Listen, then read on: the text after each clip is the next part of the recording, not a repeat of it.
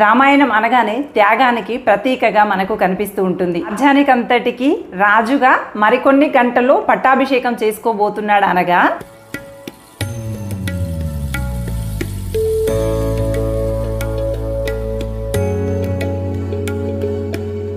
అడవులకి వెళ్లాల్సినటువంటి పరిస్థితులు ఎదుర్కొంటాడు.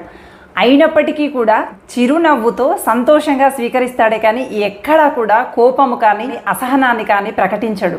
ఎవరైనా మనకేదైనా ఇస్తానని ఇవ్వకపోతేనో మనదైనటువంటి సొమ్మును ఇంకెవరైనా లాక్కుంటేనో మనకి ఎంత కోపం వచ్చేస్తుంది కదా, పట్టనంత క్రోధంతో ఊగిపోతాం.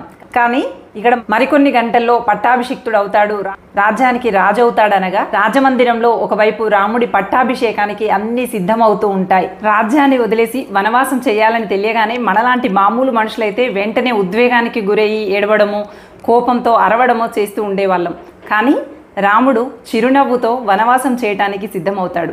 రాముడే అంత గొప్ప నిర్ణయం తీసుకున్నటువంటి త్యాగమూర్తి అంటే రాముడి భార్య అయినటువంటి సీతాదేవి రాముడితో జీవించగలగడమే నిజమైనటువంటి రాణివాసం అని నమ్మి వాసాలని త్యాగం చేసి రాముల వారితో సంతోషంగా వెళ్ళిపోయింది మన సీతమ్మ. తన వ్యక్తిగత జీవితాన్ని త్యాగం చేసి అన్న కోసం అడవులకి బయలుదేరుతాడు మన లక్ష్మయ్య. లక్ష్మయ్య భార్య ఊర్మిళాదేవి ఏమైనా తక్కువ? భర్త సౌఖ్యం కోసం, భర్త సుఖం కోసం, భర్త ఏ పనిలో ఆనందాన్ని పొందుతాడో ఆ పనిలోనే తన ఆనందం ఉంది అంటూ తను కూడా తన వ్యక్తిగత జీవితాన్ని త్యాగం చేస్తుంది మన ఊర్మిళాదేవి. భరతుడు ఏమైనా తక్కువ? రాజ్యం వచ్చింది అంటే రాజ్యం రాగానే ఎగిరి గంతేసి సంతోషపడుతూ రాజ్యం కోసం పరుగులెత్తకుండా రాజ్యాన్ని త్యాగం చేసి అన్న చెప్పులని సింహాసనంపై ఉంచి రాజ్యాన్ని పరిపాలిస్తాడు మన భరతుడు. ఇట్లా ఎవ్వరి పాత్ర చూసినా కూడా త్యాగానికి పెద్ద పీట వేసినటువంటిది రామాయణం అన్నమాట. ఒక్కసారి ఆలోచించండి, ఏదైనా వస్తువు మనకు వస్తుంది అని చెప్పి రాకపోతేనే మనం ఎంత నిరుత్సాహపడిపోతామో, ఎంత ఉద్వేగానికి గురవుతామో, ఏడుస్తాము, అరుస్తాము, గోల చేస్తాము, ఎదురు తిరిగి వాదనలు పెడతాము. కానీ రాముల వారు మాత్రం అరణ్యాన్ని, రాజ్యాన్ని రెండింటినీ కూడా సమస్థాయిలో చూస్తూ వనవాసానికి వెళ్ళడం కూడా రాజ్య పట్టాభిషేకానికి వెళ్ళినంత ఆనందంగా ప్రశాంతంగా వెళ్ళిపోతాడు. అలా వెళ్ళాలి అంటే మానసికంగా ఎంతటి సమస్థితి ఉండాలి. ఒక క్షణం వరకు రాజు, మరుక్షణం తిరగగానే ఏ రాజ్యము లేకుండా నారవస్త్రంలో ధరించి అడవిలో ఉండాల్సినటువంటి పరిస్థితి. చూడండి, రెండు కూడా క్వైట్ ఆపోజిట్ డైరెక్షన్స్.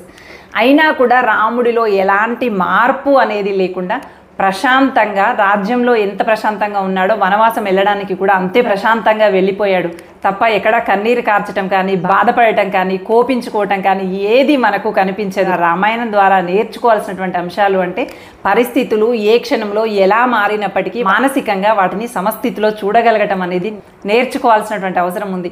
మనము రాముడి కథని కథలాగానే చూస్తాము, కాకుండా మానవుడిగా ఉన్నటువంటి రాముడు ఇలాంటి పరిస్థితులను ఎలా ఎదుర్కొన్నాడు అని ఆలోచించగలిగితే రాముడు ఎంత గొప్పవాడో కదా, రాముడిని అనుసరించిన సీతాదేవి మరింత గొప్పది కదా అనిపిస్తుంది మనకి. ఎందుకంటే వాళ్ళు రాజ్యంలో ఒక రాజు బిడ్డగా పెరిగినటువంటి వాళ్ళు, రాజ్యంలోనే ఉంటూ ఎక్కడో చోట సామాన్య మానవుడిగా బ్రతకమని చెప్పలేదు. రాజ్యం వదిలి వనవాసం వెళ్ళాలన్నారు.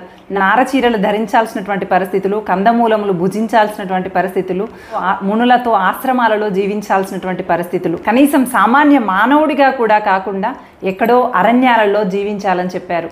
అయినా కూడా రాముడు ఏమాత్రం చెలించలేదు, చాలా సంతోషంగా అరణ్యవాసానికి సిద్ధపడ్డాడు.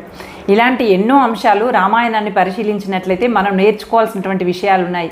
గొప్పగా ఆలోచించి కష్టాన్ని కూడా ఇష్టంగా స్వీకరిస్తూ గొప్ప వ్యక్తి అని నిరూపించారు మన రాముల వారు.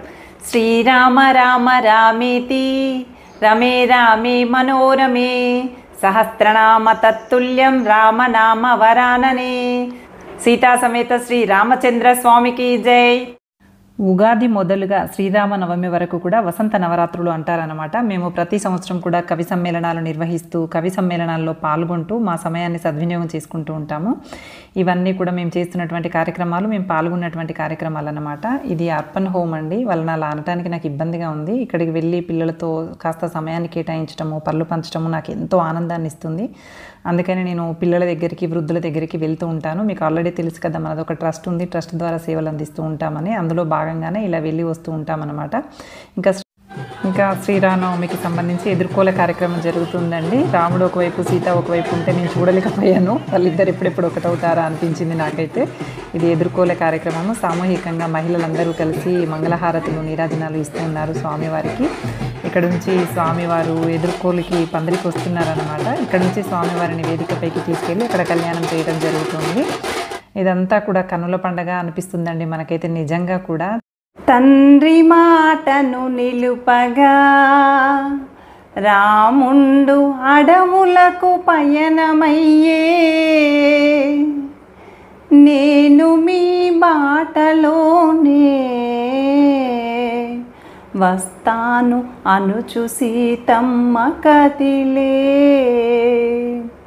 ఓ పడతి ఆ అడవిలో కష్టాలు పడలేవు అనే రాముడు, నీడనే వదిలిపెట్టి మీరెలా వెళ్ళగలరనెను సీత. అందరికీ శ్రీరామనవమి శుభాకాంక్షలు. Thank you for watching. Bye.